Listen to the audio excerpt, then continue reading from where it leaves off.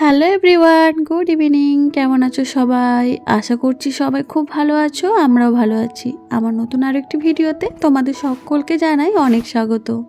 এখন বাজে সন্ধ্যে 5টা আর এখন থেকে আমি আমার ভিডিওটি শুরু করছি। তো দেখতেই পাচ্ছ রেডি হয়ে নিয়েছি, তারপরে চুল আঁচড়াচ্ছি, যাবো একটু ঝুমাদের বাড়িতে। হ্যাঁ, গত দুদিন আগে ওর বার্থডে ছিল, কিন্তু আমরা যেতে পারিনি কারণ আমাদের বাড়িতে লোক এসেছিল। আর ওদিকে মানসী বুলটিরাও কিন্তু কলকাতা গেছিল, ওদের ছেলেদের ক্যারাটে টুর্নামেন্ট খেলা ছিল, সেই জন্য।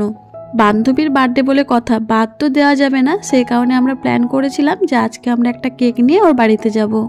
যেই বলা সেই কাজ, সন্ধ্যেবেলা বেরিয়ে পড়েছি। এই যে কেকের দোকানে এসে কেক কিনলাম।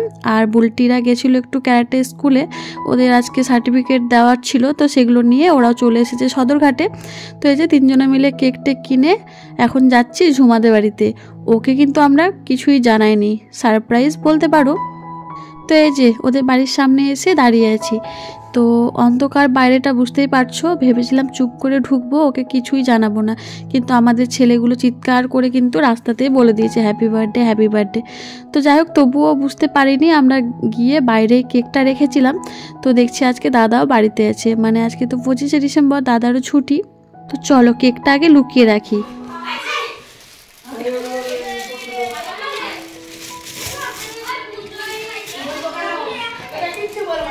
ডিসেম্বর উপলক্ষে ছুটি, হ্যাঁ তাই তো।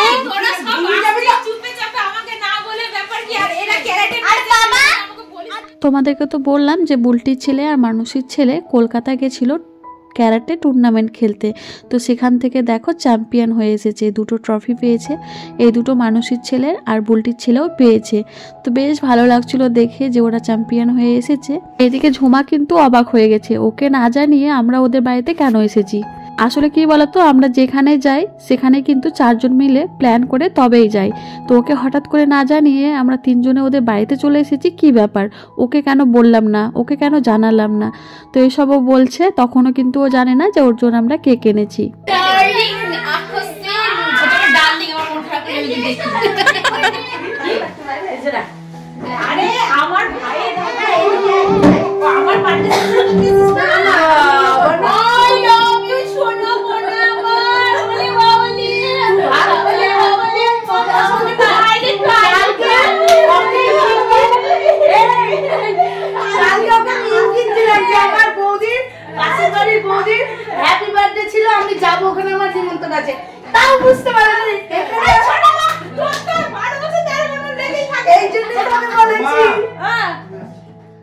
আমাদের মানসী রানের কিন্তু পেটে কোনো কথা থাকে না, ওর পেট গুড়গুড় গুড়গুড় করতে থাকে, কতক্ষণে বলবো। তো ওকে যে সারপ্রাইজটা দেবো আমরা আগে থেকেই প্ল্যান করে রেখেছি। তো সেই কালকে স্কুলে গিয়ে কিন্তু মানসী বারবার করে বলছিল আমাদের একটা বার্থডে পার্টি আছে, কালকে আমরা যাব। ওকে আমি চিমটি কাটছি যে বলিস না রে, বলিস না, ওকে সারপ্রাইজ দেবো। ভীষণ খুশি, মানে এতটাই খুশি সেটা ওকে দেখেই বুঝতে পারছো। আসলে এটা একটা সারপ্রাইজ ছিল, তো ওর বার্থডে যেহেতু 2-3 দিন আগে হয়ে গেছে, তো ভাবতেই পারিনি যে আমরা আজকে আবার ওর জন্য কেক নিয়ে আসবো। আসলে ওর বার্থডের দিনও কিন্তু দাদা একটা কেক এনেছিল, ও কেক কেটেছে, তবে ও আর কি, ওটা তো দাদা এনেছে আর এটা আমরা বন্ধু বান্ধব মিলে এনেছি। তো কেক ছোট হোক কিংবা বড়, আনন্দটা কিন্তু একই সমান।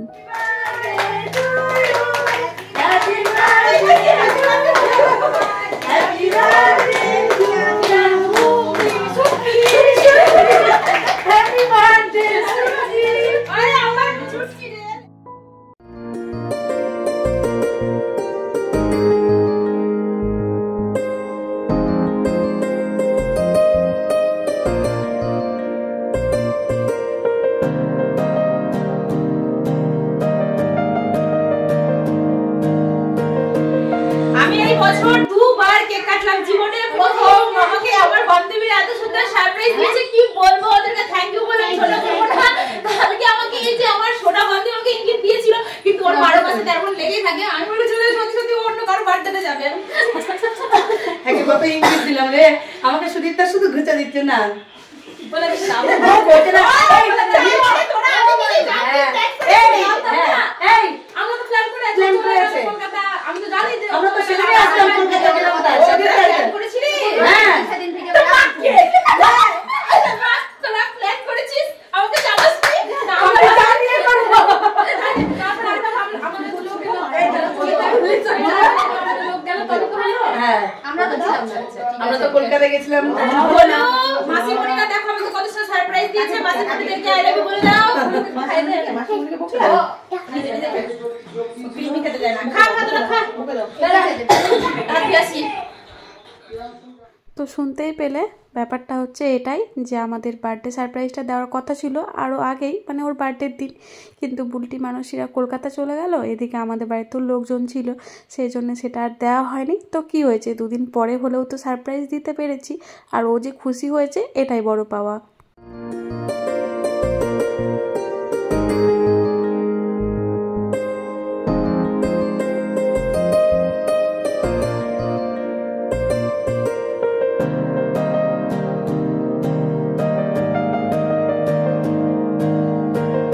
বান্ধবীরা এসেছে, আর বান্ধবীরাকে তো না খাইয়ে কখনোই পাঠাবে না। তো এই যে দেখতে পাচ্ছ আমাদেরকে প্রথমে মিষ্টি মুখ করতে দিয়েছে, পায়েস আর মিষ্টি। তো আমরা পায়েস মিষ্টি খেলাম, আর ও ভালো করেই জানে যে আমরা মিষ্টি জিনিস খেতে পছন্দও করি না, সেই জন্য আবার দেখো দাদাকে দিয়ে চপ, ঝাল বড়া, তারপর পাউরুটির চপ, এগুলো সব আনিয়েছে। তো চলো এখন আমরা এগুলো বসে বসে খাই আর গল্প করি।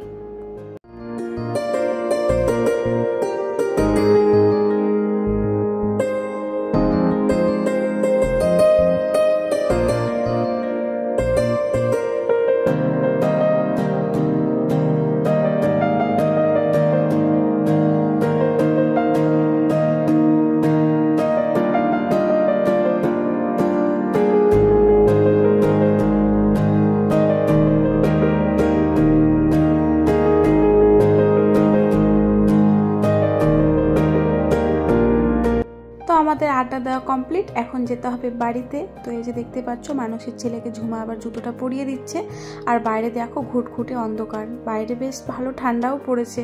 তো রাত করা যাবে না, বাচ্চা কাচ্চা নিয়ে এসেছি, তাড়াতাড়ি বাড়ির দিকে যাই। আমার তো বাড়ি কাছেই, ঝুমার বাড়ি থেকে 2 মিনিটের রাস্তা, কিন্তু মানসী বুলটি অনেকটা দূরেই যাবে, সেজন্য আর দেরি করলাম না। আজকে মানসী আবার স্কুটি আনেনি, তো আজকে আমার স্কুটিতে মানসীর ছেলে যাবে আর বুলটির স্কুটিতে মানসী যাবে, তারপরে আমাদের বাড়ি ওখানে নেমে যাবে, ওখান থেকে ওরা আবার আলাদাভাবে টোটো করে বাড়িতে যাবে, কারণ একটা স্কুটিতে এতজন কিন্তু হবে না। মানসীর 2টো ছেলে আছে, বুলটির একটা ছেলে, আর এতজন মিলে একটা স্কুটিতে কখনোই যাওয়া সম্ভব নয়। তো এই যে আমরা চলে এসেছি বাড়ির কাছে, তারপরে এখানে দাঁড়িয়ে রয়েছি মানসী আর বুলটির জন্য অপেক্ষা করছি। আমি মানুষের ছেলেকে যেহেতু নিয়ে এসেছি আমার গাড়িতে, তো দেখছি ওরা এখনও আসছে না। অনেকক্ষণ অপেক্ষা করার পর তারপরে দেখছি যে ওরা আসছে। তো ওদেরকে আবার জিজ্ঞেস করলাম যে এত দেরি কেন, আমার পিছনেই তো ওরা ছিল। তারপরে বলছে ও নাকি কোথায় একটা জুতো ফেলে দিয়েছিল, আবার ওরা গাড়ি ঘুরিয়ে গেছিলো জুতো খুঁজতে। তো এই যে জুতো খুঁজে আনতে আবার একটু লেটই হয়ে গেল। তো এখান থেকে মানুষই আলাদা টোটো করবে, ওর যেহেতু 2টো ছেলে, ও ছেলে নিয়ে চলে যাবে টোটোতে, আর বুলটি চলে যাবে স্কুটিতে।